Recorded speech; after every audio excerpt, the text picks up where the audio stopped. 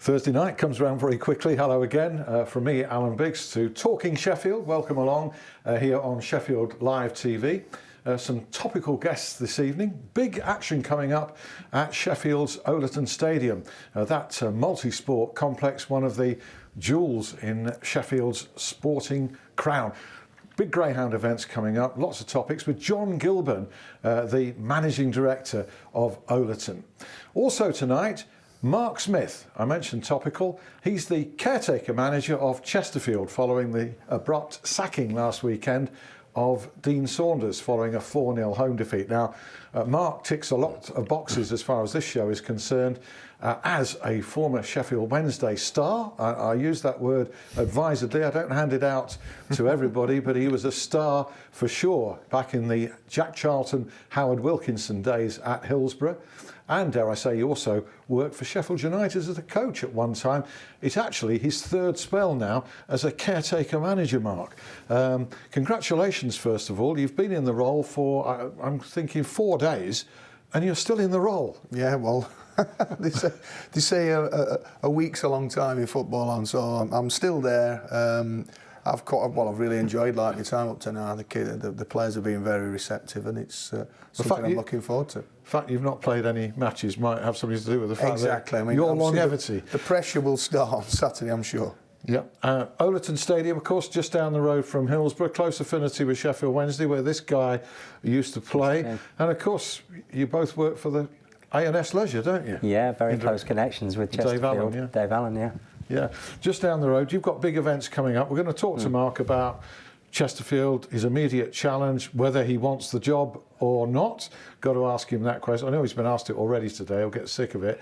But you've got a big dog night coming up, haven't you? Yeah, I mean, in December we're very busy anyway. It's all the Christmas events, so we're absolutely packed out. But we've got some big competitions coming up. We have the Harry Holmes Memorial Trophy, which is on the finals on Sunday, the 20th of December. Harry Holmes used to be a bookmaker at Owlerton many years ago. His son Bob still is a bookmaker, and his grandson Ryan still is a bookmaker. So it's real family history. And each year they do this. We hold this memorial trophy, £2,500 for the winner. So it's not a small amount. Nice Christmas present for somebody. He sounds like something of a character, this Harry Holmes, the original one going back. Very much so. I think that's true about a lot of the older bookmakers. You know, back in the tic-tac days and everything, it was fantastic to watch them, and you know, the stories they will tell you, or about the bets that they've taken or paid out. You know, Night at the Dogs appeal to you? I think we had one a couple of years ago, to be fair. Yeah. Well, I think the last time I went was when I worked for Sheffield United, I think. Was it? We got some boxes for some. I mean, I'm not a big dog fan and stuff like that, but actually everybody tells me it's a really good night out. And as I say, we went there. I'm sure it was around about Christmas time, but that was a few years ago. It's an entertaining social evening. Everybody likes to, you know, just a few bob, calculate what you can afford to lose, put it on, bit of excitement. But how many of the people who come to watch dog racing are genuine aficionados who are enthusiasts about the actual racing rather than the excitement of a bet? Not nearly as many as there used to be. We probably have an average of 200 people who are real aficionados. They come to every race meeting. Unfortunately, with online betting, a lot of people now have tended to sort of stay at home and bet from home. Yeah.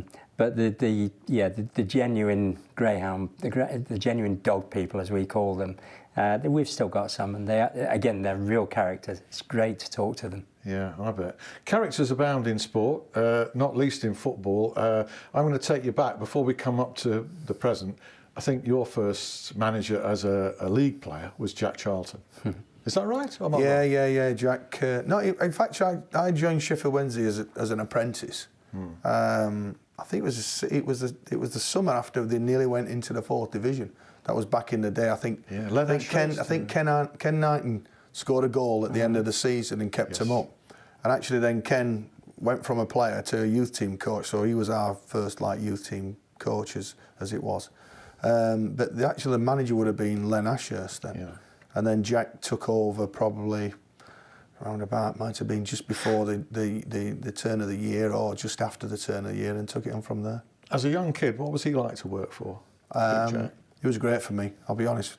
He was great for me. He pushed me a hell of a long way, obviously down the route of, he thought I could play a little bit. And I think what you tend to forget about Jack at that time, that he was relatively a young man, and only just finished playing about 10 years before, and actually won the World Cup 10 years before. Yeah. And I'm thinking, obviously, I was in awe of him a little bit, but he was great with me, and he pushed me and got me in the team and stuff like that. But some of the stuff what he'd come out with is legendary stuff. And any particular stories stand out for you? Daft little things he used to say. I also remember it was like one of these breezy days, blowing a gale like, and he said daft things like, "Well, it's windy today, fellas, so keep your eyeballs low." What? you sat there in the dressing room thinking, what's he just said? Yeah. Keep your eyeballs low. But it was simple. He was just simple. He had got a style of play. As I say, some of the things we used to get up to, he used to take us grouse beating for him and stuff like that, and we'd all jump in the back of the old battered Range Rover what he drove, and the dog would be diving about in there, there'd be half-eaten pheasants and everything just thrown in the back, and there'd be 3 or 4 scholars, well, scholars not, apprentices in them days, and we were told, jump out of the van and just run around and start clapping your hands while the guys were shooting at you. Keep your high balls low, that's a classic, isn't it? Keep your eyeballs low. So, of course, these are the methods you're going to take into Chesterfield Football Club now. If it's windy, they'll get that one. Yeah, they'll get that one on Saturday. They'll get that one on Saturday if it's windy. I'm sure they'll appreciate it in the dressing room. A bit of dressing room humour before a game. What approach have you brought to it? We will talk again about Sheffield Wednesday then and now, later in the programme. What approach do you bring to it? Because you've now got some experience as a caretaker manager. You did it at Sheffield Wednesday. People would have forgotten about this. This was following Chris Turner and before Paul Sturrock. This is back in 2004. So you had a match, I think, there. And previously at Notts County, going way back, 96, 97, before Sam Allardyce was appointed to that job. So you've done this job twice before. So with that experience, how have you approached it this week? A lot more calm about the things. Obviously at that time, especially when I was a young coach at Notts County, and the reason they gave it me at that time was the guys, the 2 fellas who was in charge then was actually another Sheffield, Steve Thompson, who did a bit of Sheffield United back in the day, and a really experienced manager stroke coach, Colin Murphy. Now they were like a joint manager, which I think Notts County went down the route. Let's try a general manager and a coach, if you know what I mean, rather just one manager. So eventually they left. There was only me left. I was doing the reserves at the time. So they give me the job with Tony Agana was one of them as a senior pro, and a lad called Gary Strodder, who obviously I think he come from West Brom at the time, something like that. But Strods were great, and Tony So it was really pushed on me then, and then at the time it would be I was talking about it today at the press. Well, I did some press today, but they were asking questions. And that time it was very much like I didn't see myself as anything different than what I used to do. So, I remember we had a couple of games where we had a game against Watford. I managed to we drew all 4 games that I was in playing. Right. But I went we went to Watford. I also remember it, and I think it was Boxing Day, something like that. So obviously I was travelling from Sheffield to think, and obviously you have to get up quite early because we're going down Watford on the day, and I'd go there just with a pair of tracksuit bottoms on and a shirt, not thinking I should put shirt and tie. I remember falling asleep on the front of the van because it's a long day, stuff like that. Where obviously you're the figurehead of the club. Yeah. Whereas like nowadays, obviously what I'll do now, it's been a lot more calm, and again I could half see something happening, if you know what I mean. Yeah. Because if you look at the situation, if Dean left, I'd think, well, to be fair, it's got to be me. They've got to come to me and ask me. So you can prepare in a bit of in a way, but it's still obviously when you're pushed in, you've got to go, and that's it. Were you there on Saturday? Yes. Last Saturday, the game, 4-0 defeat. Yeah. Obviously hard to take. Did you think at that time then, at full time, there could be a change? No. I think obviously it doesn't help with a 4-0. And to be fair, I always go down a little bit early from where I watch the game, and as I got into the bowels of the ground, Chris was at the end of the corridor, and he's like, Chris Turner. Yeah, and he's shouting over to me, and he says like, don't you answer your phone? And I went, well, so when I picked my phone up, there were about 3 or 4 missed calls. Right. One was like, oh, Dave's in my office. Can you come? And I wouldn't answer it. So anyway, I think they eventually come and got me. So they just whizzed me through, and then obviously just said like, listen, that's what we're going to do. Did you see Dean Saunders? Yeah, I saw Dean after. How was he? I don't think he was surprised, Alan. I think he thought that he might have been a little bit hard done to, which we all thought. I mean, because as I say, that's human nature. I thought that if the results, instead of being batches like they were, we'd seem to win 3 or 4 on the bounce and then lose 3 or 4 on the bounce. If we'd have been like a bit more 2 and 2 and 2 and 2, I think you'd still be there now. I just think it's like the 4 on the bounce, the few goals that have been going in, and it must have all culminated on Saturday, and they decided to do something. You have to feel some sympathy for him, because maybe the number of players that were sold, he lost half a quality team effectively, and signed some players, but 1 or 2 of them got injured, crucial ones like Martinez, the midfield player. Yeah. So you inherit. So it's valuable for you that you saw that game, you saw that defeat, you saw how low the confidence was on the field. What I could, as I say, I've spoke to since they asked me to do it, and then I thought, well, over the weekend I'll ring round through the people like Ev Orley and Everton, Sam Hurd and Drew Talbot. Obviously, I know Drew from the Wednesday days, where we're quite close, me and Drew, because I actually brought him back into it. Yeah, I had him at Barnsley first, and then he went out of the game, and then I brought him back in, and obviously he got himself a pro contract at Sheffield Wednesday, scored in a cup final, blah blah blah. So I rung round a few and just said like, listen, they've asked me to take over. What's the mood in the dressing rooms? And they tell me, and really working it out from there. It's like there's a distinct lack of confidence at the moment, which is only understandable, because you just lost 4 on the bounce. Is that just because of results, or is there something deeper? I think they were a little bit.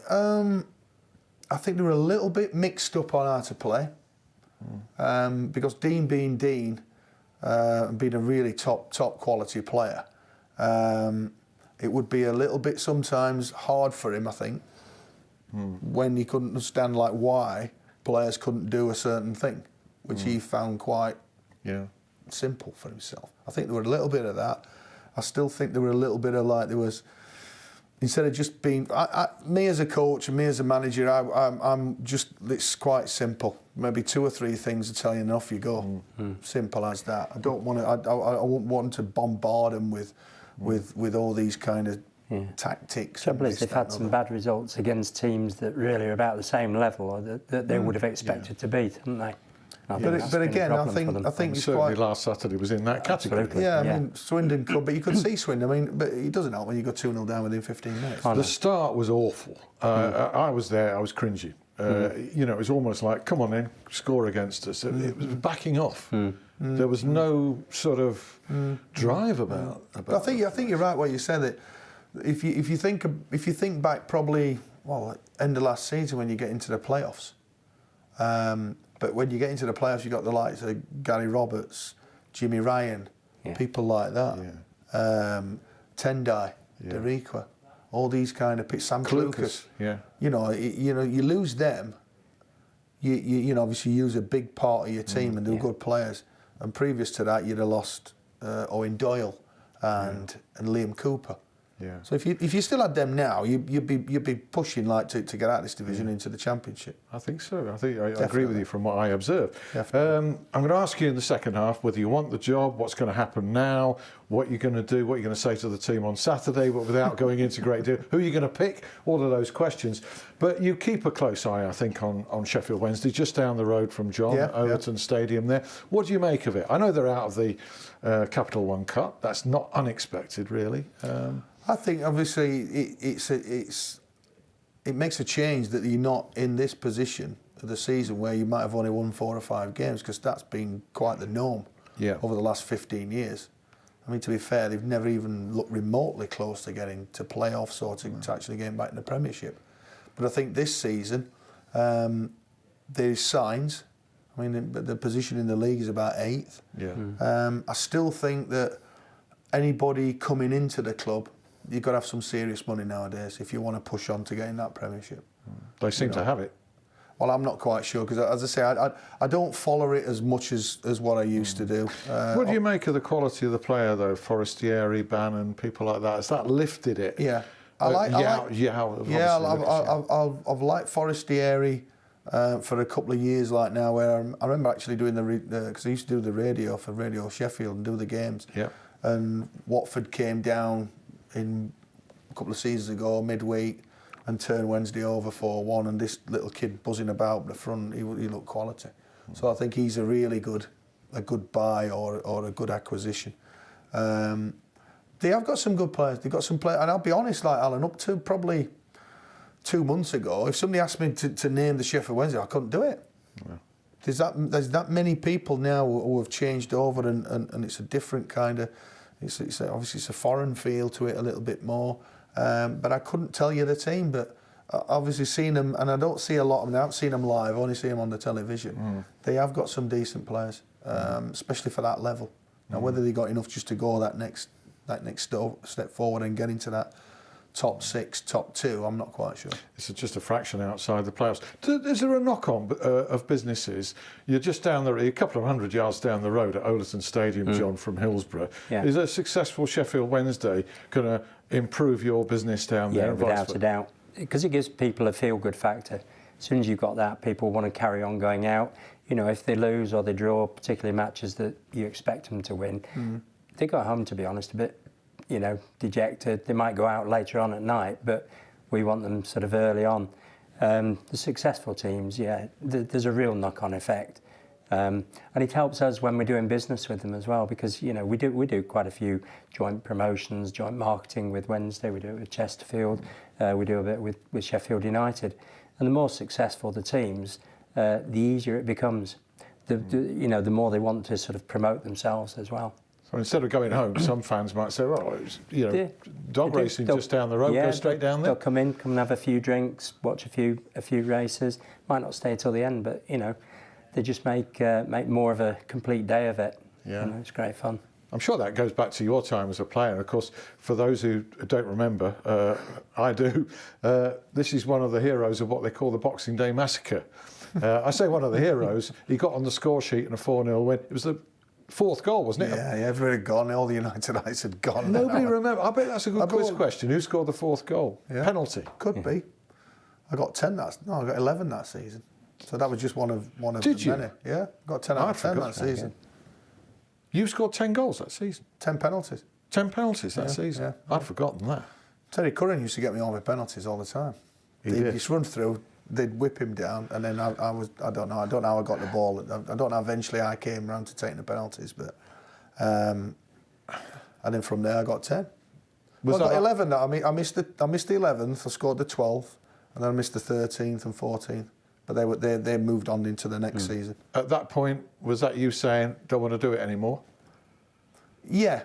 I mean, I was only a kid. I mean, to be fair, I must have been about 18, 19. So, again, I don't know why. I don't know why a centre-half at 19-year-old ends up with a ball to take penalties.